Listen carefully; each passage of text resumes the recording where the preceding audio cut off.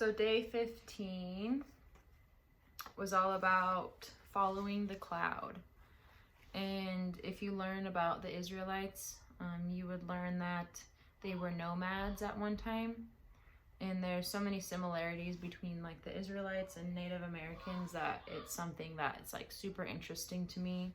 And it's easily relatable because, you know, I grew up learning a lot about Native American history and the roots of my ancestors, and learning about the Israelites has been a lot similar to the stories of my ancestors, with how they were nomads. They would have camps, you know, in their teepees, and set them up and kind of move around depending on the seasons and where their food was, all different reasons. But the Israelites were in the same kind of position, but they were moving from being slaves. The entire Israelite civilization was enslaved by the Egyptians, and God had them freed. So then they were left without homes. They were left without land, but God promised them land. They had a promised land waiting for them. And he used different leaders for the Israelites to lead them through this, you know, through the wilderness, to find this promised land and to fight for this promised land. And so the Israelites didn't just go on a whim. They didn't just go wherever they wanted to. They didn't have like a commander-in-chief telling them, you know, well, I just feel like packing up and going here. The Israelites followed a cloud. So, hey, Bubba, go out, baby. Okay? I did not do that. No, go out. Go out. 3, 2, 1. Thank you. So, the Israelites followed the cloud that the Lord set. God told Moses, so Moses was their leader at the time. He told Moses that he would have a cloud, and if that cloud was down, that meant that they were supposed to stay there. They're supposed to set up their camp and stay there. 508, shut the door, please. Okay. Yep. Thank you. Leave it shut now. So if the cloud was down, they're supposed to stay camped, set up camp. They'd stay, you know, a day, a night, a week. They'd stay years if they had to. However long that cloud was set down, that's how long they'd stay. And when the cloud was lifted, they would move. So literally at God's command, they would camp or they would move. And, you know, I wish like God would do things like that for us today, where it's just something so simple and so clear as to, you know, how to follow God. But, you know, he wants true believers. He wants people to truly believe in him. And even if he were to do those things that would make it so clear for us, there would still be people who doubt him and say it's not God.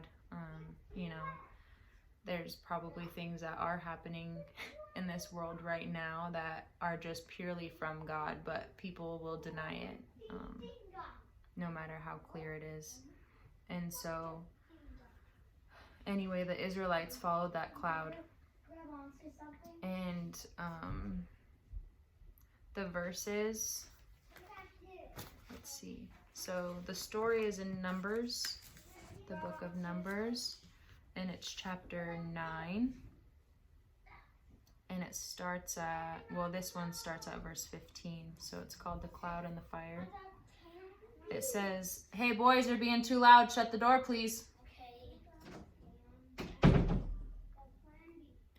It says, now on the day that the tabernacle was raised up, the cloud covered the tabernacle, the tent of the testimony. From evening until morning it was above the tabernacle like the appearance of fire.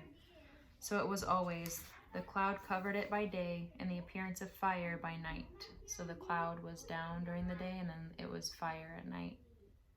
Whenever the cloud was taken up from above the tabernacle, after that the children of Israel would journey. And in the place that the children of Israel would journey,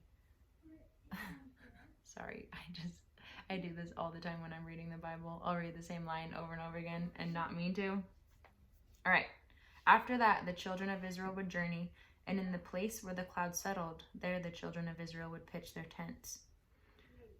So yeah, goes on to say, whether it was 2 days, a month, or a year that the cloud remained above the tabernacle, the children of Israel would remain encamped and not journey.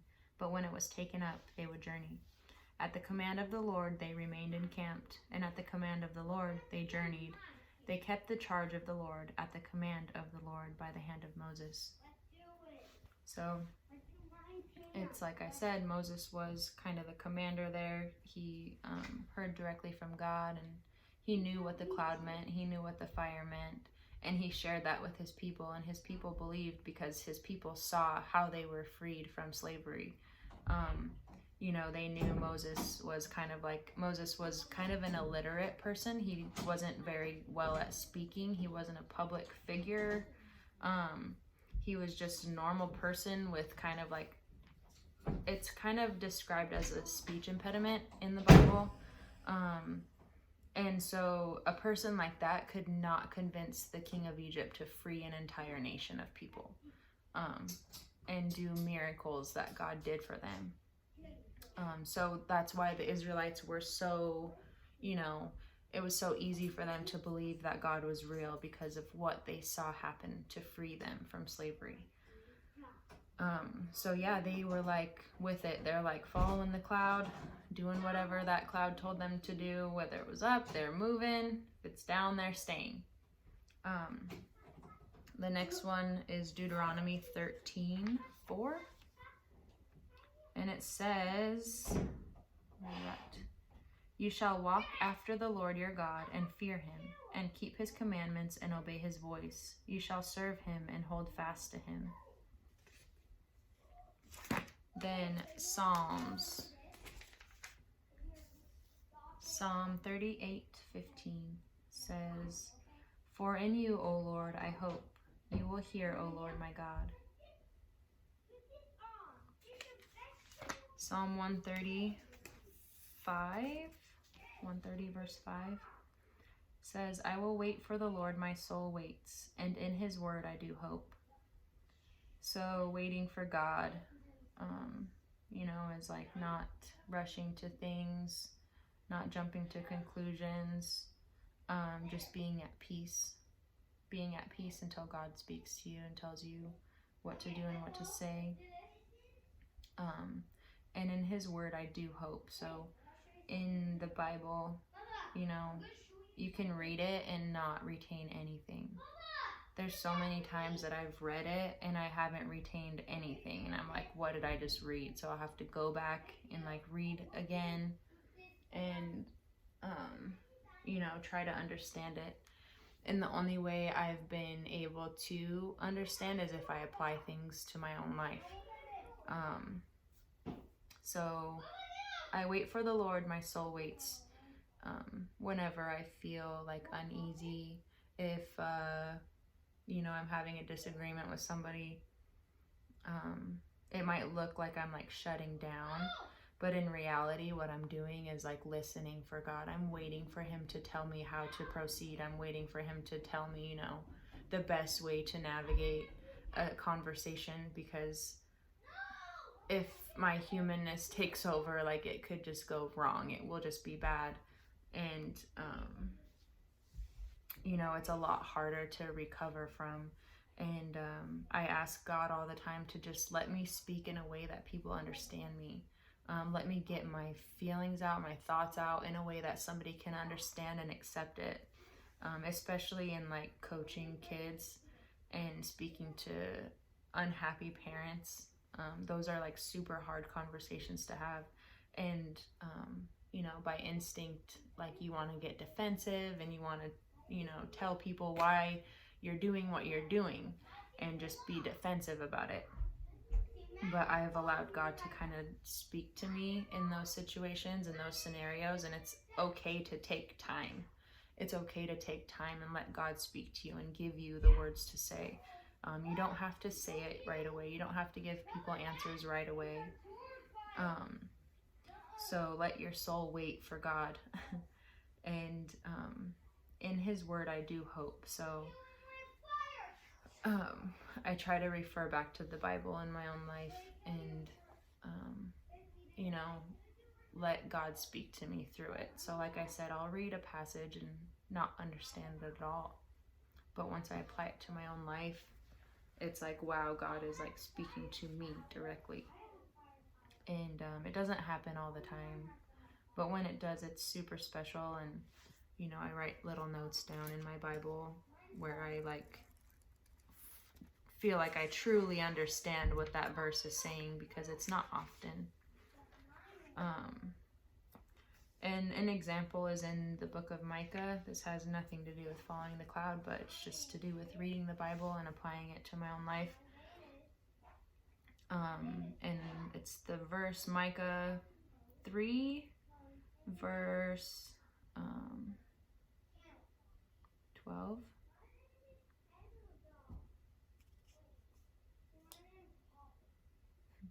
I think, hold on. All right, we'll start at verse 11. Her heads judge for a bribe, her priests teach for pay, and her prophets divine for money. Yet they lean on the Lord and say, is not the Lord among us? No harm can come upon us. Therefore, because of you, Zion shall be plowed like a field, Jerusalem shall become heaps of ruins, and the mountain of the temple like the bare hills of the forest. So I came to a note that I wrote. It says, your actions against God won't hurt you alone, but your surroundings as well. And that's because in the book of Micah, Micah's a prophet, and he's telling the Israelites, you know, like, your actions don't just hurt you. Your actions hurt everyone around you as well. Your actions against God specifically. So I don't really remember. I'll have to read it again. But what's going on, basically, like, Israel is turning against God even after everything God did for them, freeing them from slavery. You know, generations pass, they get farther away from what happened from their history, and they lose God, they lose sight of God, and they start to see, you know, we built this, our people did this, you know, our leaders did this. They forget God, they lose sight of God. It gets farther and farther away. And so they're taking actions against God, and they're, you know, taking credit for things. They might be,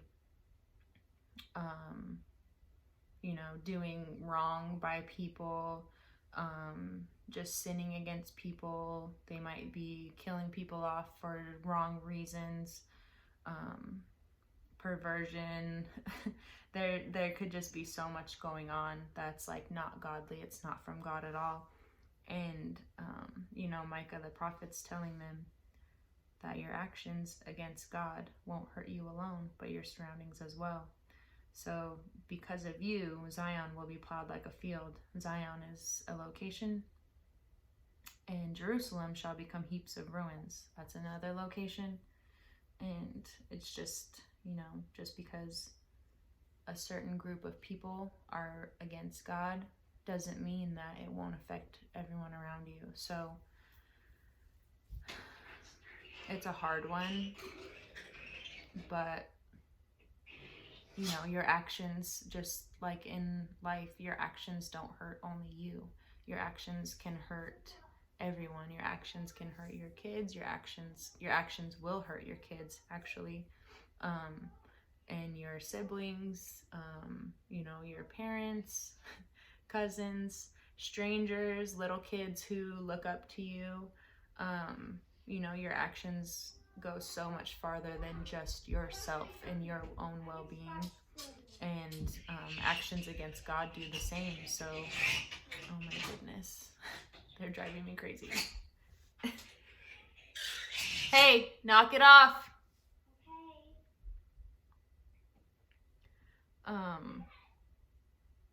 But yes, your actions against God will do the same thing to those around you. It's like heartbreaking to think of how far away from God people grow because of their parents, because, you know, their parents might just shoot it down, so the kid has no shot, no opportunity to truly dive into it and see what it's all about. You know, your parents are the people that you look up to the most, even if they're not present in your life. You know, you look and see the good in your parents. And it takes a lot for kids to turn and say like their parents are bad. But anyways, knowing that, you know, you are your kids' idol, regardless of what you've done, regardless of what you choose to do or how you choose to be, that's like so much power. And God is the ultimate father. And unlike, you know, human fathers, human parents who can let you down once you grow older and you learn more and you see the decisions that they've made and how they may have affected you negatively, it's like, wow, God would never do that. God does not, you know, hurt you like that. God doesn't make those mistakes. And he'll always be there for you. And I have been blessed with super amazing parents that have always been there for me. But yeah, they're not perfect. And I just remember growing up like, man, like my parents are amazing. They're perfect. I want to be just like them. I want to do exactly what they're doing, have everything that they have. And then it wasn't until like college when I moved away that, you know, my parents were on their own now. They didn't have any more kids in the house. And I saw them in like a different light. I saw them more as like people who can make mistakes and have forgiveness and give forgiveness. And, you know, I saw more strength than ever when I saw that, because I realized how much they sacrificed and how much they, you know, gave up to give me the best life that I could have. And, you know, they showed me a godly relationship before I even knew God. And yeah, so their actions have definitely helped me be where I am now and grow as a person, express my feelings, be vulnerable, just like all of the things that are scary for certain people to do. You know, they've showed me that there's strength in weakness, just like God says. And that's just amazing. So, yeah, with that being said, I know that God wants to give us a cloud. He wants to give all of us a cloud to follow. And he wants to make our life easier and to lead us to a place where we can make good decisions for our kids. And go ahead, go. Have our actions affect others in a positive light. You know, he doesn't ever want it to be negative. He doesn't ever want it to bring people down. It's always supposed to be positive. So I'm crying. But for good reasons. Yeah. So follow the cloud that God has set before you and know that he wants to give you that guidance.